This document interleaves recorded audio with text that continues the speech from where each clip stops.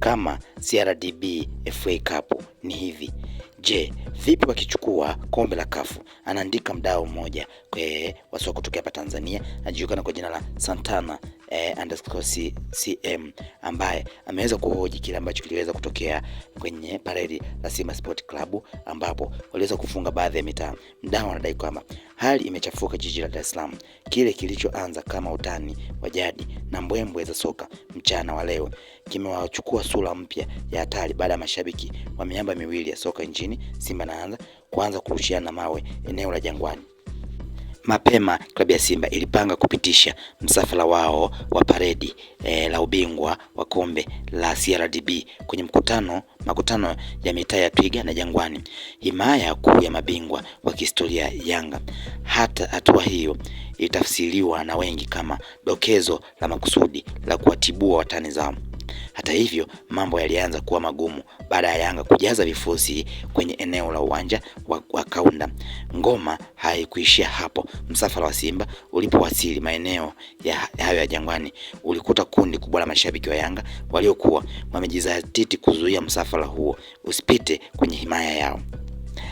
Ikumbukwe kuwa siku ya jana nyuma yake Yanga walienda mitaa ya Msimbazi na paredi yao bila shida yoyote ile, ila walikutana na big screen ambayo ilikuwa na vitu vingi, hususan ikionyesha goli ambalo lifunga Chama dhidi ya Yanga.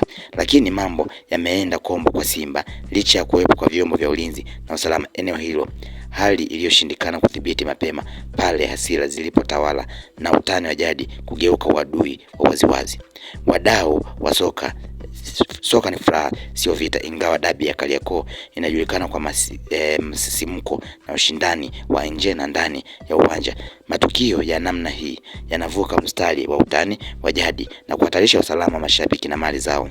Tuache hizi taharuki, zitaharibu taswira ya soka letu, anaandika mdau huyo wakati akitoa kile ambacho kilikuwa kinaonekana baada ya klabu ya Simba kupita maeneo ya Jangwani, ambapo hapo inaelezwa kwamba mashabiki walienda wakawa na vibe na wakawa ni wengi kuliko mashabiki wa Yanga, na hapo wakaamua mpaka wakachimba na dawa kabisa hapo, huku wakiwa wanadai kwamba wameenda kuangalia uwanja ambao wanadai Yanga wana ujenga, huku wakiwa wanawatania kwamba tumekuja kukagua uwanja, na wengine wakiwa wanaenda kujisaidia eneo la poli ambalo inategemea kujengwa uwanja, huku wakidai kwamba kwa kuwa vifusi vilivyowekwa hivi vitasaidia kuweza kufukia haja ambazo walikuwa wameziacha hapo. Lakini mdau akawa anauliza, kwa hivi kama wameweza kuoneshana masimango hivi, hili ni kombe tu la FA, ingekuwa ni kafu itakuweje?